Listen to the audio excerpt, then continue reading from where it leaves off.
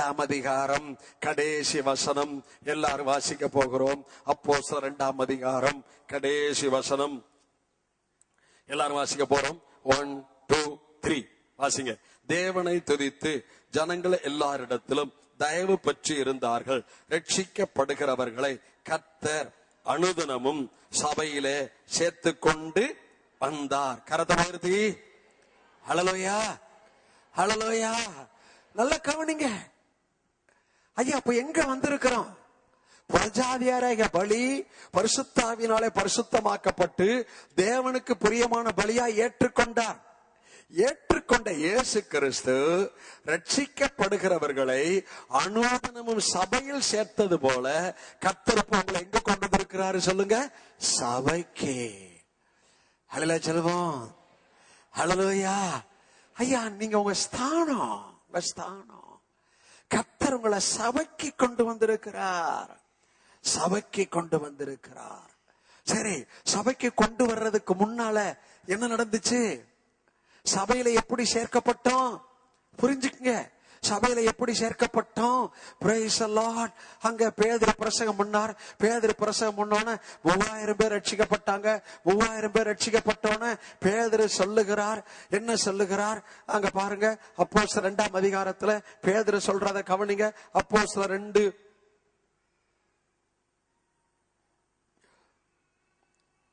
ஹல்லேலூயா. அப்போஸ்தலர் 2:41 அல்லாமலும் வார்த்தையை சந்தோஷமாய் ஏற்றுக்கொண்டவர்கள் ஞானஸ்நானம் பெற்றார்கள். அன்றைய தினம் ஏறக்குறைய 3000 பேர் சேர்த்து கொள்ளப்பட்டார்கள். முதல் யூதர்கள் 3000 பேர் ரட்சிக்கப்பட்டு ஞானஸ்நானம் எடுத்தார்கள். சபையிலே சேர்த்து கொள்ளப்பட்டார்கள். அதே போல கொர்நேலியின் குடும்பத்தார் முதல் ரட்சிக்கப்பட்டோன பரிசுத்த ஆவியை பெறுகிறார்கள். பரிசுத்த ஆவியை பெற்றவர்களுக்கு ஞானஸ்நானம் கொடுக்கும்படி அங்கே பேதுரு சொல்வதை பார்க்கின்றோம். அல்லேலூயா சொல்வோம். ஹல்லேலூயா. அப்ப நம்ம என்ன எடுத்தோம் சொல்லுங்க? ஞானஸ்நானம். கரத்தை உயர்த்தி ஹல்லேலூயா. ஐயா, இந்த ஞானஸ்நானத்தை குறித்து நல்லா விளங்கிக்கணும். ஞானஸ்நானம் என்றால் அது ஒரு சடங்கு இல்லை. ஞானஸ்நானம் என்றால் கிறிஸ்துவுடன் கூட என்று சொல்லலாம். வித் கிரைஸ்ட் என்று சொல்லலாம். ஞானஸ்நானம் என்றால் கிறிஸ்துவுடன் கூட. நான் சொல்றேன் சொல்லுங்க. ஞானஸ்நானம் என்றால் கிறிஸ்துவுடன் கூட. இப்ப நீங்க யாரோடு கூட இருக்கிறீங்க? ஞானஸ்நானத்துல யாரோடு கூட இருக்கிறீங்க? யாரோடு இருக்கிறீங்க? கிறிஸ்துவுடன் கூடங்க. கிறிஸ்துவுடன் கூட இருக்கிறீங்க. என்று ஞானஸ்நானம் எடுத்தீங்களோ அன்று நீங்க கிறிஸ்துவுடன் கூட இருக்கிறீங்க. இன்னைக்கு வரைக்கும் நீங்க கிறிஸ்துவுடன் கூட தான் இருக்கிறீங்க. அல்லேலூயா சொல்லுவோம். அல்லேலூயா. ஆமா. ஏன் அப்படி சொல்றேன்னா நல்லா கவனிங்க. கிறிஸ்துவுடன் கூட எந்த நிலைமையில இருக்கிறீங்க அதை நீங்க வரைக்கணும். கிறிஸ்துவுடன் கூடன்னு சொல்லிட்டேன். இப்போது எந்த நிலைமையில இருக்கிறீங்க? யூதர்கள் அந்த நிலைமையில இல்ல. பழைய ஏற்பாட்டுல இருக்கிற யூதர்கள் அந்த நிலைமையில இல்ல. அவர்கள் தேவனோடு செய்த உடன்படிக்கை ஆண்களுக்கு மாத்திரம் விருத்த சேதனம். அது மாம்சத்துல உண்டான உடன்படிக்கை. ஆனால் ஞானஸ்நானத்தினாலே நாம் பரலோக தேவனோடு மாம்சத்துல உடன்படிக்கை பண்ணவில்லை, நம்முடைய ஆவியிலே தேவனோட உடன்படிக்கை செய்திருக்கின்றோம். அல்லேலூயா சொல்வோம். அதான் அவங்களுக்கும் நமக்கும் உள்ள வித்தியாசம். அவங்க விருத்த சேதனம் பெற்றவர்கள் மாத்திரம்தான் சபைக்கு வரணும். ஆண்கள் மாத்திரம்தான் சபைக்கு வரணும். ஆண்கள் மாத்திரம்தான் பஸ்காவை ஆசரிக்கணும். ஹலோ, நான் சொல்றது புரியுதா? ஆண்கள் மாத்திரம்தான் வருஷத்தில் 3 தடவை சபைக்கு வரணும். ஆண்கள் மாத்திரம்தான் வீட்டில பஸ்காவை புசிக்க வேண்டும். விருத்த சேதனம் செய்தவர்கள் பஸ்காவை புசிக்க வேண்டும். ஆனா நம்ம கிறிஸ்து மரித்து உயிர்த்தெழுந்த உடனே சபையில ஆண் என்றும் பெண் என்று வித்தியாசம் இல்லாமல் ஆக்கிவிட்டார். நம்ம ஆண்களா இருந்தாலும் பெண்களா இருந்தாலும் இப்போது கிறிஸ்துவுக்குள்ளே நாம் ஞானஸ்நானம் எடுத்திருக்கிறபடியால் இப்போது ஆண்கள் பெண்கள் எல்லாருமே தேவ சமூகத்துக்கு வரலாம். அல்லேலூயா சொல்லுவோம். தேவனுடைய சபையில பந்திய ஆசரிக்கலாம். தேவனுடைய சபையில பந்தி ஆசரித்து அதன் ஆசீர்வாதத்தை குடும்பமாய் பெற்றுக் கொள்ளலாம். இவைகள் எல்லாம் கிறிஸ்து உடன்படிக்கையில தேவன் உங்களுக்கு கொடுத்த ஸ்லாக்கியம். இதெல்லாம் நல்லா புரிஞ்சுக்கிட்டீங்கன்னா நீங்க நன்றி சொல்லிக்கிட்டே இருப்பீங்க. அல்லேலூயா சொல்லுவோம்.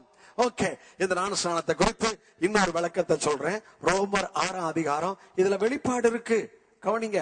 ரோமர் 6 வாசிக்கிற பாருங்க, 3ஆம் வசனம். கிறிஸ்து இயேசுவுக்குள்ளாக ஞானஸ்நானம் பெற்ற நாம் அனைவரும் அவருடைய மரணத்துக்குள்ளாக ஞானஸ்நானம் பெற்றதை அறியாமல் இருக்கிறீர்களா? ஆமா, நான் ஞானஸ்நானம் எடுத்த போது யாருக்குள்ள எடுத்திருக்கிறேன்? கிறிஸ்துவுக்குள்ள, கிறிஸ்துவின் மரணத்துக்குள்ளாக நான் ஞானஸ்நானம் எடுத்திருக்கிறேன். நல்லா சொல்லுவோம். ஹல்லேலூயா. இது நல்லா புரிஞ்சுக்க. நான் ஞானஸ்நானம் எடுத்த போது கிறிஸ்துவின் மரணத்துக்கு உள்ளாக நான் ஞானஸ்நானம் எடுத்திருக்கிறேன். ஆகவேதான் பவுல் சொல்லுகிறார், அவர் பாவத்துக்கு மரித்தது போல. ஹல்லேலூயா சொல்லுவோம். அவர் பாவத்துக்காக மரிக்கல, நம்ம பாவத்திற்காய் மரித்தார். ஆகவே நாம் அவருக்கென்று பிழைக்கணுமா? யாருக்காக? என்னுடைய பாவத்திற்காய் மரித்த இயேசுவுக்காய். இயேசு அவருடைய பாவத்திற்காய் மரிக்கவில்லை, என்னுடைய பாவத்திற்காய் மரித்தார். ஆகவே ஞானஸ்நானம் எடுத்து வெளியே வந்த உடனே நான் என்ன நினைக்கணும்? என்னுடைய பாவத்துக்காய் அவர் மரித்தார்.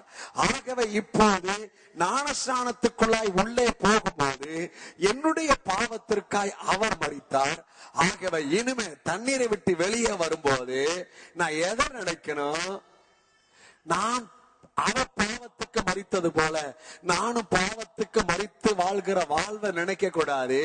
அவர் என்னுடைய பாவத்திற்காய் மரித்தபடியால் நான் இயேசுவுக்காய் இந்த உலகத்துல பிழைப்பேன் என்ற தீர்மானம் உங்களுக்கு உண்மையானால் நீங்கள் வெற்றி வாழ்வு வாழ்வீர்கள்.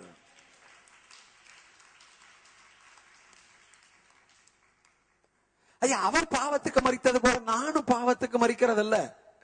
அவர் என்னுடைய பாவத்துக்காய் மரித்தார். ஆகவே என்னுடைய பாவத்துக்காய் இயேசு மரித்தாரியா, நான் இனிமே ஞானஸ்நானம் எடுத்துட்டேன், நான் இயேசுவுக்கா பிழைக்க போறேன். யாருக்கா பிழைக்க போறேன்? யாருக்காக? வலதுபுறம் இடதுபுறம் சொல்லுங்களேன். நான் இயேசுவுக்கா பிழைக்க போறேன். ஐயா, நமக்காக பிழைக்கிறதுனாலதான் நம்ம தடுமாறிட்டு இருக்கிறோம். நான் எனக்காக, என் குடும்பத்துக்காக, மனைவிக்காக, வயிற்றுக்காக பிழைக்கிறபடியால் தான் தடுமாறிட்டு இருக்கிறோம். Very simple. ஏசேப்ப மரித்தாரே, எனக்கு எல்லா ஜீவனை உண்டு பண்ணிட்டாரு, எல்லா ஆசீர்வாதத்தையும் உண்டு பண்ணிட்டாரு, எல்லா நன்மையும் உண்டு பண்ணிட்டாரு. ஆகவே இனிமே நான் இயேசுவுக்கா பிழைக்க போறேன், வார்த்தையில பிழைக்க போறேன். மனுஷன் அப்பத்தினாலே மாத்திரமல்ல அவருடைய வாயிலிருந்து புறப்படும் ஒவ்வொரு வார்த்தையினாலும் பிழைக்க போறேன். பவுல் சொல்லுகிறார், என்ன சொல்லுகிறார்? நான் அவருக்குள் பிழைக்கிறேன், அசைகிறேன், நடக்கிறேன். தேவனுடைய பிள்ளைகளை, ஞானஸ்நானத்தின் மேன்மையை நல்லா புரிஞ்சுக்குங்க. ஞானஸ்நானம் என்பது சடங்கு அல்ல. ஞானஸ்நானம் என்பது அடுத்த ஒரு வெளிப்பாடு இருக்கு. தண்ணீரை விட்டு வெளியே வர்றீங்களே, தண்ணீரை விட்டு வெளியே வர்றப்ப என்ன நடக்குது? தண்ணீரை விட்டு வெளியே வர்றப்ப வாசிக்கிறேன் பாருங்க, 4ஆம் வசனம். மேலும் பிதாவின் மகிமையினாலே கிறிஸ்து மரித்தொழுந்து எழுப்பப்பட்டது போல நாமும் புதிதான ஜீவனுள்ளவர்களாய் நடந்து கொள்ளும்படிக்கு அவருடைய மரணத்துக்குள்ளாக்கும் ஞானஸ்நானத்தினாலே கிறிஸ்துவுடன் கூட என்னப்பட்டோம்? அடக்கம் பண்ணப்பட்டோம். அல்லேலூயா சொல்லுவோம். என்ன புரிஞ்சுக்கணும்? அவருடைய மரணத்துக்குள்ளாக்கும் ஞானஸ்நானத்தினாலே கிறிஸ்துவுடன் கூட. நான் ஏற்கனவே சொன்ன ஞானஸ்நானம் என்றால் கிறிஸ்துவுடன் கூட. அல்லேலூயா சொல்லுவோம். இப்ப கிறிஸ்துவின் மரணத்துல, கிறிஸ்துவின் அடக்கத்துல நாம் கிறிஸ்துவுடன் கூட என்ன பண்ணப்பட்டோம்? அடக்கப்பட்டோம், அடக்கம் பண்ணப்பட்டோம். எதற்காகவா? புதிதான ஜீவன் உள்ளவர்களாய் நடந்து கொள்ள. அப்பா, இனிமே மிந்தி பேசின மாதிரி நான் பேச மாட்டேன்ப்பா. மிந்தி என்ன, நான் கிறிஸ்துவுக்குள்ள புதிய சிருஷ்டி, பழையவைகள் ஒளிந்தன எல்லாம் புதிதாயினப்பா. அதான் ஞானஸ்நானம். புதிதான ஜீவனுள்ளவர்களாய் நடந்துகொள்ள கிறிஸ்துவின் அன்பிலே நடந்துகொள்ள. புறஜாதிகள் தங்கள் வீணான சிந்தையில் நடக்கிறது போல நாம் நடக்காமல் இருக்க. கரத்தை உயர்த்தி ஹல்லேலூயா, ஹல்லேலூயா. ஓ ரபலா காஷி, ஹல்லேலூயா. ஐயா ஞானஸ்நானமே எடுக்கல சகேயு. அப்ப ஞானஸ்நானம் சத்தியம் இல்ல. தேவ பிரசன்னம் வந்துருச்சு அவனுக்கு. கீழே இறங்கிட்டு வாப்பா, நான் உங்க கூட தங்கணும் அப்படின்ட்டாரு. சீக்கிரமா இறங்கி சந்தோஷத்தோட வீட்டுக்கு அழைச்சிட்டு போறான். தேவ பிரசன்னம் அவனை தொட ஆரம்பிச்சிருச்சு. இயேசு பிரசங்கமே பண்ணல. இவன் ரொம்ப அநியாயமா வாங்கி இருக்கிறான் அப்படின்னு தெரியும். அதனால ஆனா அவர் ஒண்ணுமே சொல்லல.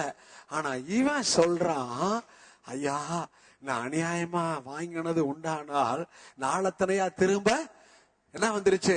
கிறிஸ்துவின் பிரசன்னம் வந்துருச்சு, புதிய ஜீவன் வந்துருச்சு. ஆகவே அப்பா நான் அநியாயமா வாங்கி இருக்கிறப்பா, அதெல்லாம் திரும்ப கொடுத்துறேன். ஏனென்றால் இப்ப கிறிஸ்துவோட நடக்க ஆரம்பிச்சுட்டேன், கிறிஸ்துவின் சபையில இருக்கிறேன், கிறிஸ்து எனக்குள்ள பிழைத்திருக்கிறார். ஆகவே இனிமே நான் உலக மனுஷன் போல நான் இருக்க மாட்டேன். நான் உலகத்தான் அல்ல. அதே ஞானஸ்நானம். எத்தனை மன சொன்னதை விளைக்கிட்டீங்க? கரத்தை உயர்த்தி ஹல்லேலூயா. கரமா ஷகுலா கராகாஷி. என்ன ஞானஸ்நானம்? வாசிப்போமா? 5ஆம் வசனம். 1 2 3 வாசிங்க. ஆதலால் அவருடைய மரணத்தின் சாயலில் இணைக்கப்பட்டவர்கள் ஆனால் அவர் உயிர்த்தெழுதலின் சாயலிலும். சொல்லுங்க. ஆமா. இப்ப எந்த சாயல்ல இப்ப எங்க இணைக்கப்பட்டிருக்கிறோமா? மரணத்தின் சாயலில் இணைக்கப்பட்டோம். இப்போது உயிர்த்தெழுதலின் சாயலில், இயேசுவுடைய உயிர்த்தெழுதலின் சாயலில் இணைக்கப்பட்டிருக்கிறோம். அல்லேலூயா சொல்லுவோம். அல்லேலூயா. ஞானஸ்நானத்தினால ஆவியானவர் உங்களை இயேசுவின் உயிர்த்தெழுதலின் சாயலில இணைச்சிருக்கிறார். அல்லேலூயா சொல்லுவோம். என்ன சாயல்? இயேசுவின் உயிர்த்தெழுதல். ஐயா இயேசுவின் உயிர்த்தெழுதல் சாதாரணம் கிடையாது. மரணத்தை விட்டு வெளியே வந்தாரே அந்த சாயல்ல நீங்க இணைக்கப்பட்டிருக்கிறீங்க. அல்லேலூயா சொல்லுவோம். மரித்த கிறிஸ்து இனி மரிப்பது இல்லை. அல்லேலூயா. சரி, அவர் யாருக்காய் பிழைத்திருக்கிறார்? மரித்த கிறிஸ்து இனி மரிப்பதில்லை. அவர் பிதாவுக்கென்று பிழைத்திருக்கிறது போல நாமும் கிறிஸ்துவுக்கென்று பிழைத்திருப்போம். எப்ப பிழைக்க முடியும்? ஒன்னு அறிஞ்சுக்கணும், கிறிஸ்துவின் உயிர்த்தெழுதல் சாயல்ல நான் இணைக்கப்பட்டிருக்கிறேன். உயிர்த்தெழுதல் என்றால் மரணத்தின் மேலே ஜெயம், பாவத்தின் மேலே ஜெயம், வியாதியின் மேலே ஜெயம், வறுமையின் மேலே ஜெயம், குறைவின் மேலே ஜெயம், சந்தேகத்தின் மேலே ஜெயம், பயத்தின் மேலே ஜெயம். இதாங்க உயிர்த்தெழுதலின் சாயல். அல்லேலூயா சொல்லுமா. இதெல்லாம் நம்ம இணைக்கப்பட்டு இருக்கிறோம். எப்ப ஞானஸ்நானம் எடுத்து மேல வந்தமோ மரணத்தை ஜெயித்த இயேசுவின் உயிர்த்தெழுதல் சாயல் என்றால் இதுதான். இணைக்கப்பட்டு இருக்கிறோம். ஆனா தெரியல. ஆகவே பிரச்சனை வந்தோன்னு அப்படியே தடுமாற ஆரம்பிச்சிடும். பிரச்சனை வந்தோன்னு சத்தியத்தை அறிவிகள் சத்தியங்களை விடுதலை ஆக்கும் என்ற அந்த நிலைமையிலே கிரியை செய்யாதபடி, பிரச்சனை வந்த உடனே கிறிஸ்துவுக்குள் நான் யார், என்ன ஸ்லாக்கியம், எந்த நிலைமையில் நான் இருக்கிறேன் என்பதை விளங்கி புரிந்து கொள்ளாதபடி தடுமாறிக் கொண்டிருக்கிறோம். அல்லேலூயா சொல்வோம். இப்போது கர்த்தர் சபையிலே பேசிக் கொண்டிருக்கிற இந்த சத்தியம் உங்களை மறுரூபப்படுத்துகிற சத்தியம் மாத்திரமல்ல, உங்களை கிறிஸ்துவிலே நிலைநிறுத்துகிற, வார்த்தையிலே நிலைநிறுத்துகிற சத்தியம். ஒரு வசனத்தை கேட்டும் அதன்படி செய்யாதவன், வசனத்தை கேட்டும் செய்கிறவன், வசனத்தை கேட்டும் அதன்படி செய்யாதவன் புத்தி இல்லாத மனுஷன். வசனத்தை கேட்டும், இப்ப வசனம் என்றால் இப்ப சொல்ற வசனம், அதன்படி செய்கிறவன் கண்மலையின் மேல் தன் வீட்டை கட்டின புத்தியுள்ள மனிதனுக்கு ஒப்பா இருக்கிறான். அந்த வீட்டின் மேல பெரும் காற்று அடிக்குது, பெரும் வெள்ளம் அடிக்குது, அதெல்லாம் மோதுது, ஆனால் அந்த வீடு விழவில்லை. சத்தியத்தை அறிவீர்கள், சத்தியம் உங்களை, சத்தியத்தை அறிவீர்கள், சத்தியம் உங்களை. ஹல்லேலூயா. இன்னும் ஞானஸ்நானத்தை குறித்து முக்கியமான ஒரு சத்தியம் சொல்ல போறேன். 1 பேதுரு 3, போன வாரம் பைபிள் ஸ்டடியில காமிச்சேன். 1 பேதுரு 3 எல்லாம் வாசிக்க போறோம். 1 பேதுரு 3:21 1 2 3 வாசிங்க. அதற்கு ஒப்பனையான ஞானஸ்நானமானது மாம்ச அழுக்கை நீக்குதலாய் இராமல் தேவனை பற்றும் நல் மனசாட்சியின் உடன்படிக்கையாய் இருந்து இப்பொழுது நம்மையும் இயேசு கிறிஸ்துவனுடைய உயிர்த்தெழுதலினாலே ரட்சிக்கிறது. நீங்க எடுக்கல, இப்ப எடுத்துட்டீங்க, வாசிங்க. 1 2 3 வாசிங்க. அதற்கு ஒப்பனையான ஞானஸ்நானமானது மாம்ச அழுக்கை நீக்குதலாய் இராமல் தேவனை பற்றும் நல் மனசாட்சியின் உடன்படிக்கையாய் இருந்து இப்பொழுது நம்மையும் இயேசு கிறிஸ்து உயிர்த்தெழுதினாலே ரட்சிக்கிறது. ரட்சித்தது அல்ல, ரட்சிக்கிறது. அல்ல சொல்வோம்.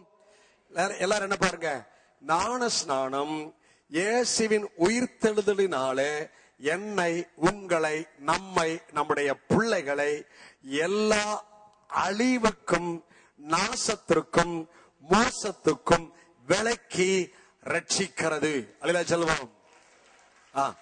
பாருங்க, ஞானஸ்நானம் உலக மக்களுக்கு வருகிற அழிவு, உலக மக்களுக்கு வருகிற சாபம் எல்லாவற்றுக்கும் விலக்கி நீங்களாக்கி என்னை ரட்சிக்கிறது. அல்ல சொல்லுவோம். எப்படின்னு சொல்லவா? பேதுரு யாரை சொல்லுகிறார்? நோவாவின் பேழையை சொல்கின்றார். ஜலம் வந்தபோது நோவாவின் பேழையில 8 பேர் மாத்திரம் பிரவேசித்து ஜலத்தின் அழிவுக்கு விலக்கி காக்கப்பட்டார்கள் அல்லது ரட்சிக்கப்பட்டார்கள். அல்ல சொல்வோம். உலக மக்கள் எல்லாம் அழிஞ்சுக்கிட்டே இருக்கிறாங்க, ஆனா இவங்க பேழைக்குள்ள இருக்கிறாங்க. ஆகவே அந்த அழிவுக்கு நீங்களாக்கி நோவாவின் குடும்பம் 8 பேர் பேழைக்குள்ள பாதுகாக்கப்பட்டார்கள். அல்ல சொல்வோம். அந்த பேழை தான் கிறிஸ்து, அந்த பேழை தான் கிறிஸ்துவின் சபை. அந்த சபைக்குள்ள எப்படி வந்தீங்க? புறஜாதியாராகிய பலி பரிசுத்த ஆவியினாலே பரிசுத்தமாக்கப்பட்டு ஞானஸ்நானம் எடுத்து சபைக்குள்ள வந்துட்டீங்க. ஆகவே எப்படி அப்போது உலகத்துக்கு அழிவு வந்த போது அந்த அழிவு பேழைக்குள் இருந்த நோவாவின் குடும்பத்தின் 8 பேருக்கு வரலையோ, அதே போல நீங்க ஞானஸ்நானம் எடுத்து சபைக்குள் இருக்கிறபடியால் இயேசுவின் உயிர்த்தெழுதலினாலே உலக மக்களுக்கு வருகிற எந்த அழிவு, எந்த நாசம், எந்த மோசம், எந்த பூகம்பம், எந்த திடீர் மரணம், இவை எல்லாவற்றுக்கு நீங்களாகி இயேசுவின் உயிர்த்தெழுதலினாலே இந்த ஞானஸ்நானம் நேற்று ரட்சித்தது, இன்று ரட்சிக்கிறது, நாளையும் என்னை ரட்சிக்க போகிறது.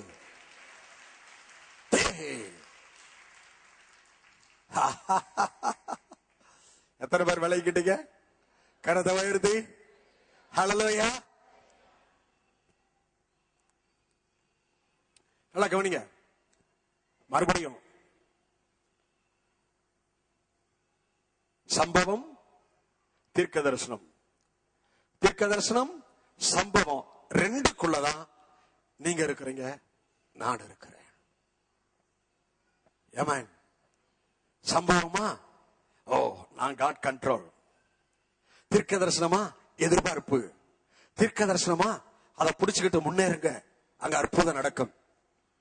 கரத்தை உயர்த்தி ஹல்லேலூயா, ஹல்லேலூயா, ஹல்லேலூயா.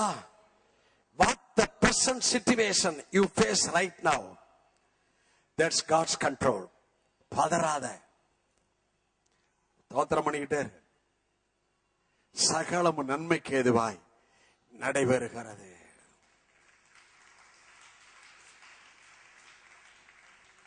ஹல்லேலூயா, ஹல்லேலூயா, ஹல்லேலூயா. சகலம் நன்மைக்கு ஏதுவாய் நடைபெறுகிறது. போன வாரம் நீதிமான் ஆக்கினதை பார்த்தோம். இந்த வாரம் சபைக்குள்ள எப்படி வந்தோம்? ஆமென். சபைக்குள்ள எப்படி வந்தோம்? ஞானஸ்நானம் என்ன, உயிர்த்தெழுதல் என்ன, இதெல்லாம் உங்களுக்கு விளக்கமா கர்த்தருடைய ஆவியானவர் விளக்கி சொல்லி இருக்கிறார். சபையை போஷித்து காப்பாற்றி இருக்கிறார். நீங்க தாகம் தீர்க்கப்பட்டிருக்கிறீங்க. ஆகவே இனிமே உங்களுக்கு மீதி மீதி மீதி மீதியான துணுக்க நீங்க நிறைய நிரப்ப போறீங்க. எத்தனை பேர் விசுவாசிக்கிறீங்க? எத்தனை பேர் மீதியான துணுக்கே விசுவாசிக்கிறீங்க? 12 கோடி நிறைய மீதியான துணுக்கி எத்தனை பேர் விசுவாசிக்கிறீங்க? ஐயா, சம்பவம் ஐயா, வேதத்துக்கு ஒவ்வொரு சம்பவத்திலும் நீங்கள் கற்றுக்கொள்ள வேண்டும், புரிந்து கொள்ள வேண்டும். அதுல எப்படி செயல்பட்டார், அதுல தேவ மக்கள் எப்படி செயல்பட்டார்கள், தேவன் எப்படி செயல்பட்டார், சாத்தான் எப்படி வந்தான், இதெல்லாம் நீங்க புரிஞ்சுக்கிட்டாதான் நீங்க எல்லா விதத்திலும் கிறிஸ்துவின் ஆசீர்வாதம் உடையவர்களாய் இந்த உலகத்துல வாழ்வீங்க. கடைசியா ஒரு வார்த்தையை சொல்லி முடிக்கிறேன். இன்னைக்கு ஏசாயா 61 வாசித்தோம். இதை உங்களுக்கு ஆசீர்வாதமா சொல்லி முடிக்கிறேன். உங்கள் சந்ததியானது ஜனங்கள் நடுவிலும், உங்கள் சந்தானமானது ஜாதிகள் நடுவிலும் அறியப்பட்டிருக்கும். உங்களை பார்க்கிற யாவரும், உங்களை யார் பார்த்தாலும் நீங்கள் ஆசீர்வாதம் பெற்ற சந்ததி என்று அறிந்து கொள்வார்.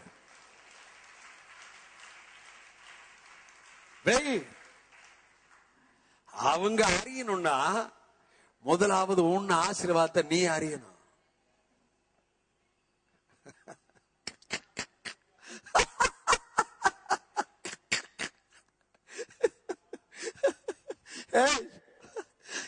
கிறிஸ்துவுக்குள் உண்டுபடின ஆசீர்வாதத்தை நீ அறியலையே, அவன் எப்படி அறிவா?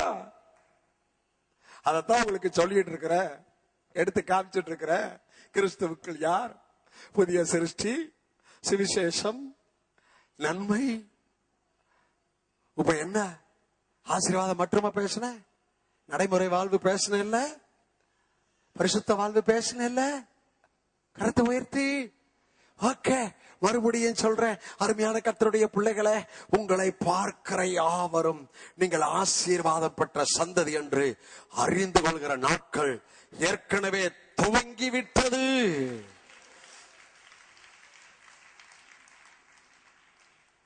எல்லாரும் எழுந்து புறஜாதியாரகை பலி பரிசுத்தாவினாலே பரிசுத்தமாக்கப்பட்டு தேவனுக்கு பிரியமான பலியாய் கர்த்தர் உங்களை என்ன அங்கீகரித்து விட்டார். நீங்களும் நானும் தேவனுக்கு பிரியமான பலியாய் இயேசுவின் நாமத்திலே, இயேசுவின் ரத்தத்திலே, பரிசுத்த ஆவிக்குள்ளே அங்கீகரிக்கப்பட்டு விட்டீர்கள். அங்கீகரிக்கப்பட்டு விட்டீர்கள். அங்கீகரிக்கப்பட்டு விட்டீர்கள்.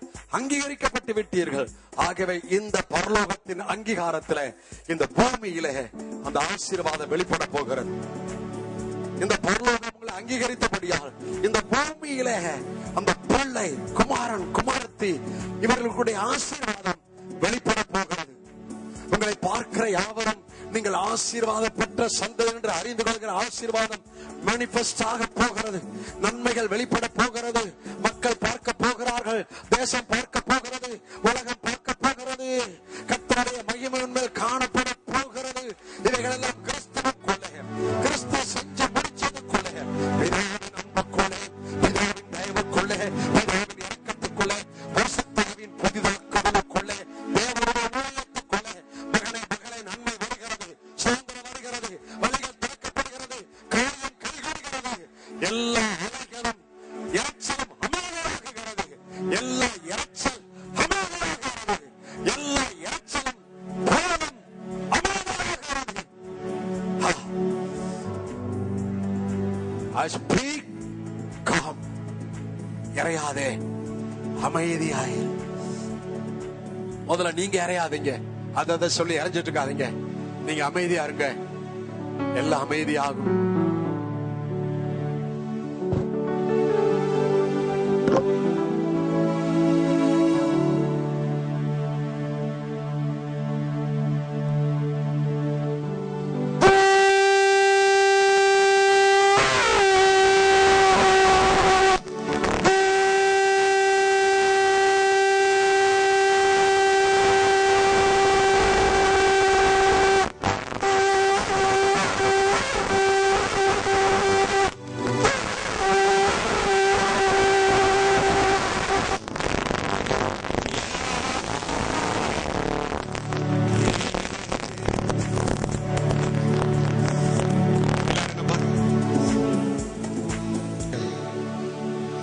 ஜனங்களின் நடுவிலும் அறியப்பட்டிருப்பார். உங்களை பார்க்கிற யாவரும் நீங்கள் ஆசீர்வாதம் பெற்ற சந்ததி என்று அறிந்து கொள்வார், அறிந்து கொள்வார், அறிந்து கொள்வார், அறிந்து கொள்வார். செய்த நன்மைகள் ஆயிரம் பலே எந்தன் வாழ்விலே.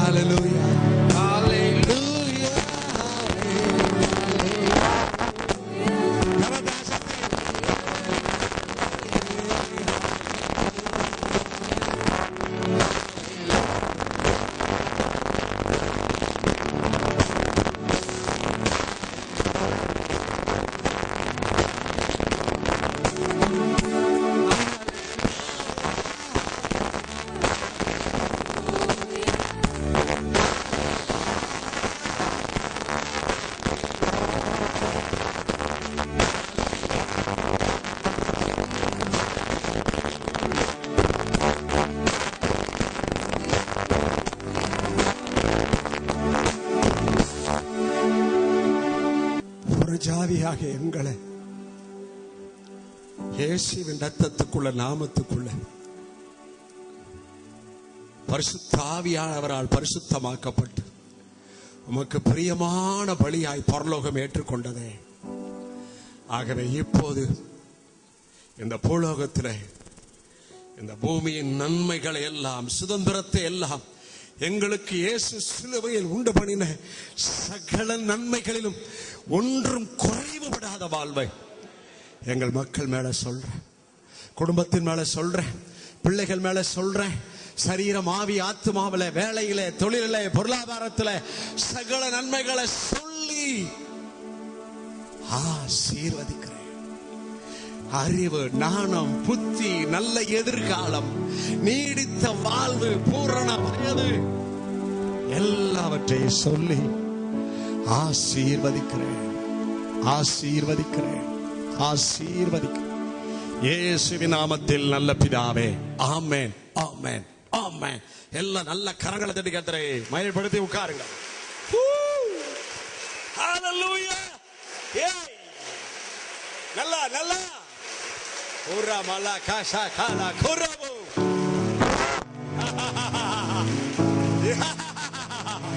ஹalleluya. ஓ ஜீசஸ். எல்லாரும் ஜீசஸ் 3 தடவை சொல்ல போறோம். Jesus, Jesus, Jesus. உட்காருங்க.